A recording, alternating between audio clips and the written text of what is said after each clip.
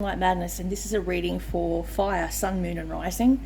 What I've got is an interesting bag, and I predicted actually this happening to like I said, a friend of mine, and that was an engagement. So this was about 3 weeks ago. I picked up that energy, and I was just showing the picture of the ring to my kids today because it was in my gallery.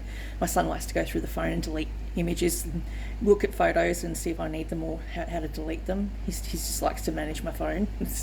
Anyway, he found the picture of the ring, and it was quite interesting. He's like, "Oh, who got engaged?" I said, "Someone I predicted that they would get engaged," and they did, and they're in Aries. So the first card we got is the Three of Spring.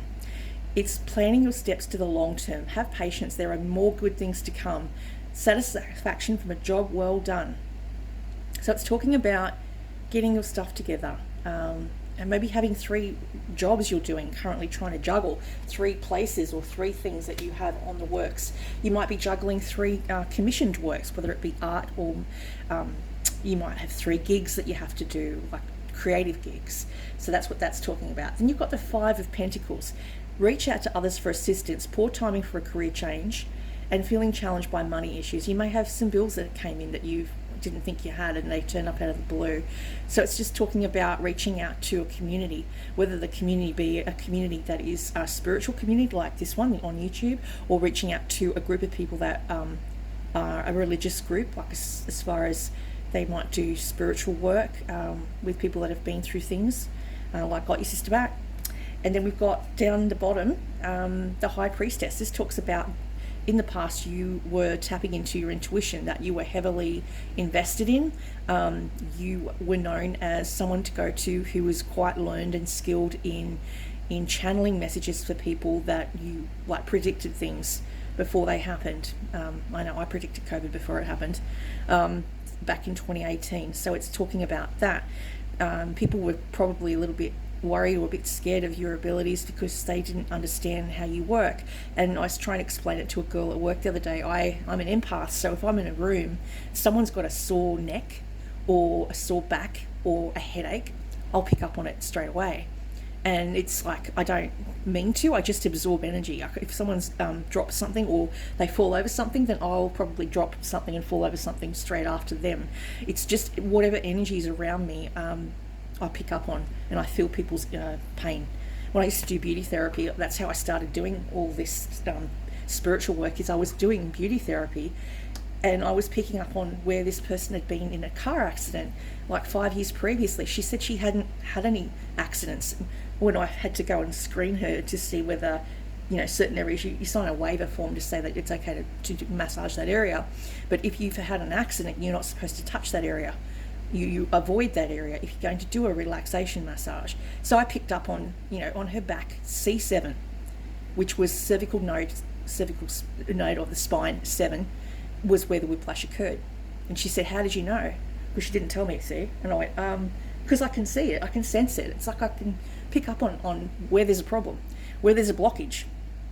Okay, so we've got here in the past you had maybe a problem with addictions, whether it was the illusion of being trapped or placing too much importance on material items, getting caught up in fear and worry. It's talking about that.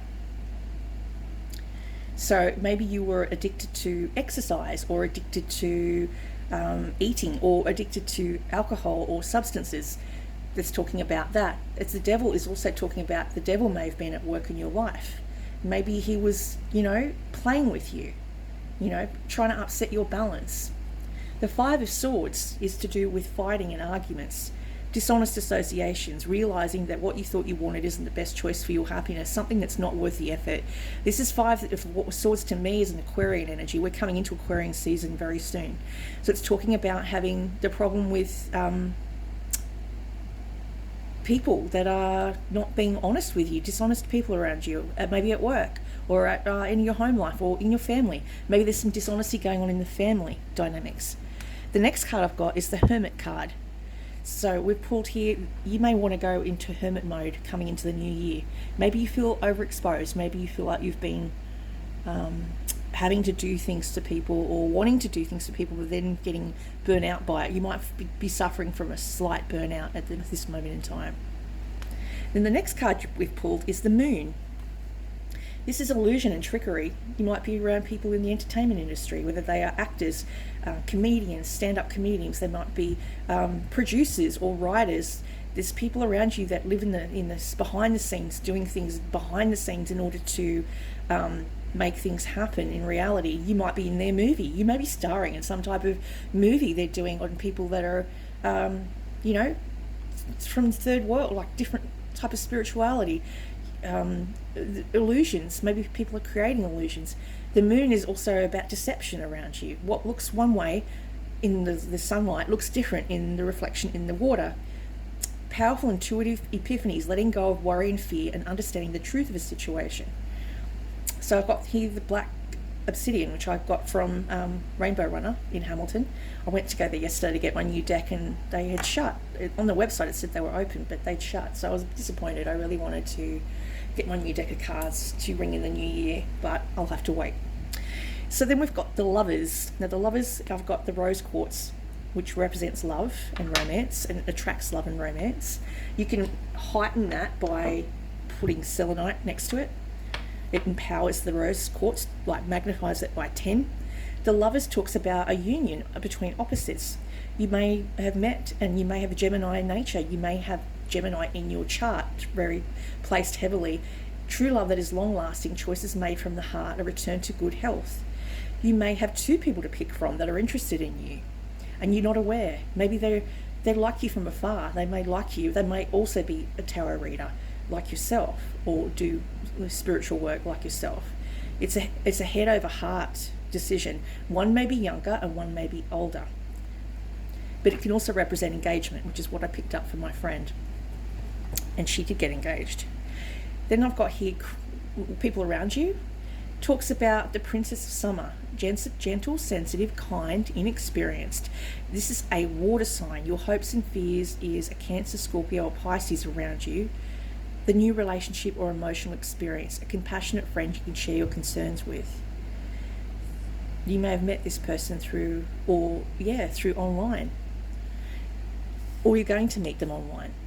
Ace of Spring talks about the beginning, the birth of something new, the birth of a business. It's time to take action, be fearless, and happily pursue your most treasured dreams, amazing career opportunities. This person may be sexually attracted to you, who is a water sign, heavily, very attracted to your energy and how you look.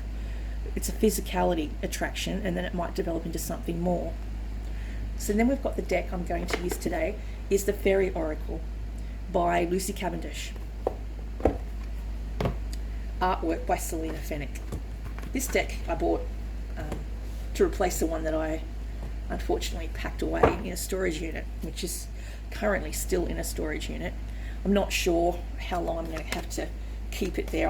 I really would like to get rid of my storage unit, but I have a fridge in there, so I'm hoping sometime this year I can get rid of the fridge, and then I can shut down the storage unit and go through all my stuff. It's like coming home. It's like coming home to all the things that I packed away since 2018. Follow me. You've got, oh, that's interesting. That's following your magical path, your fairy path, your fae path, your magical abilities path. It's saying you have to get in touch with who you really are. Maybe you've forgotten who you really are because you had to hide your light.